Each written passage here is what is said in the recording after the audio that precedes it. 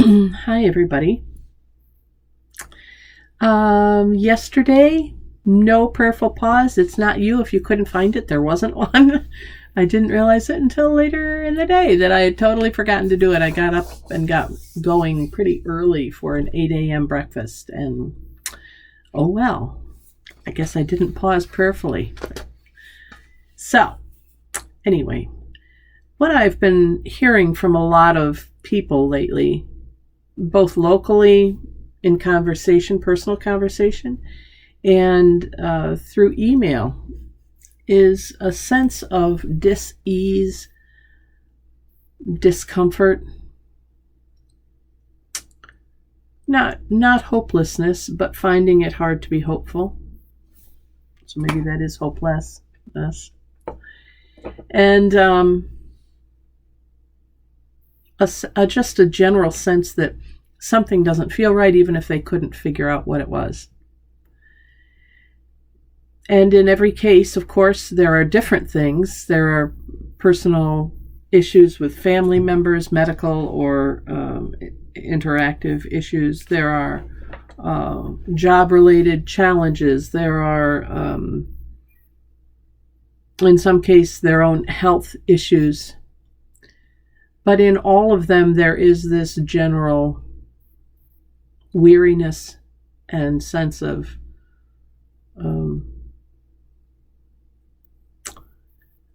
short of despair, but upset, which, as we probe it, turns out to be linked in some way to the pandemic still. It's been a long time. It's been a year and a half, almost, that we've been dealing with this. Those of you, if there are any of you old enough to remember World War II, certainly our parents have told many of us about it. It was 4 years, longer really if you knew what was happening in Europe before we declared war, but 4 years. So a year and a half is, well, it's not anything to sneeze at, but we can do this. We as a nation can do this, and we can get through this. And we as people of faith can get through this. I think about other times in human history where there have been protracted periods of upset and melees and occupation, exile. I think in some ways many of us are feeling in exile, exiled from our own land, our own way of being. And that's really troublesome and hard and hurtful and draining, so incredibly draining. Well, today's reading from Unity, the word from Unity, daily word, daily inspiration from Unity, is comfort. And so when I opened that this morning and I was thinking about all these conversations I've had, I thought that is really what most of us are seeking, I think. And it behooves us to remember that the love of God is always with us. The comforting love of God is always with us. Or to make it a personal mantra, God's love is always comforting me. God's love is always comforting me. God's love is always comforting me. You can focus on any one of those words at a time and make it quite a nice little meditation.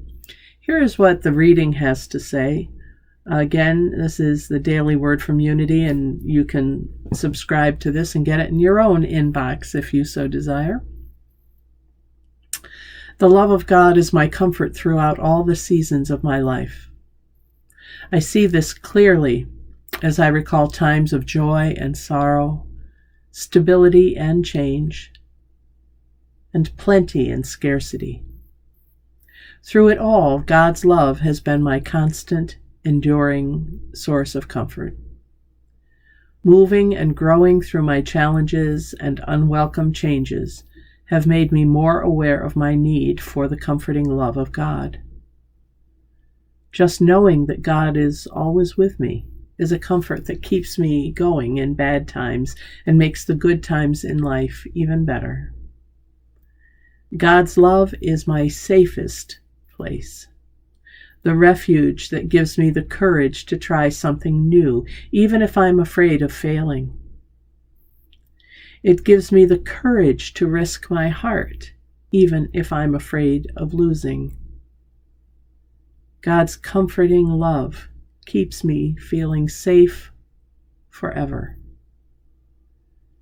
And it gives us a quote from Jeremiah 31, verse 13. I will turn their mourning into joy. I will comfort them and give them gladness for sorrow.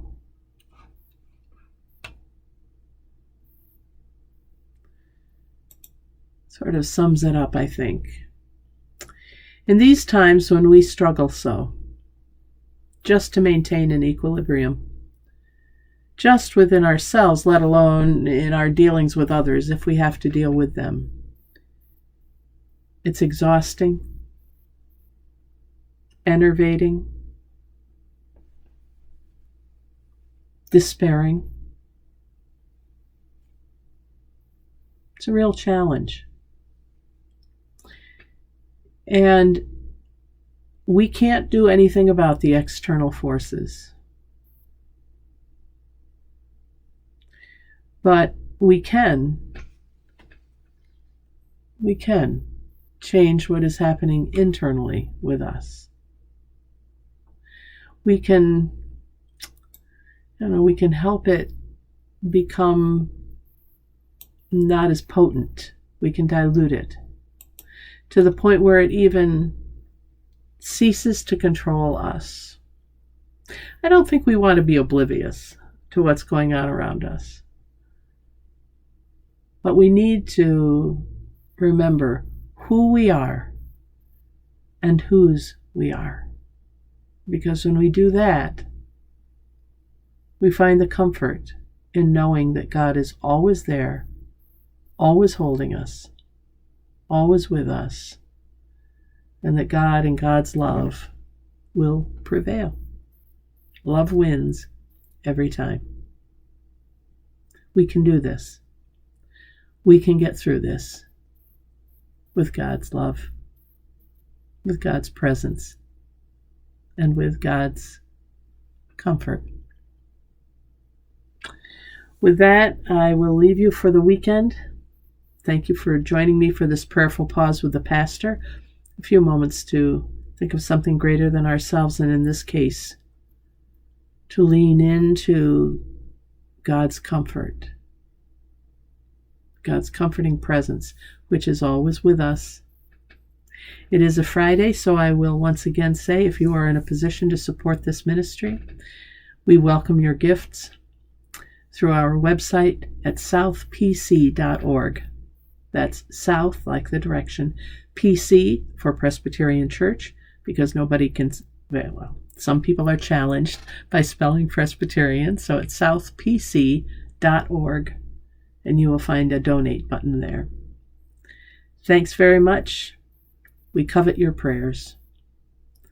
As you go through this weekend, seek out God's comfort. I'm Pastor Deb Swift with South Presbyterian Church in Rochester, New York. And for now, God bless. Take care, and bye for now.